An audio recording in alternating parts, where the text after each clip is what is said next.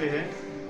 ये जो quiz competition हुआ है और जो प्रोग्राम हुआ है ये बीएसएफ की 57th रेजिंग डे परेड में हुआ के उपलक्ष्य में किया गया है।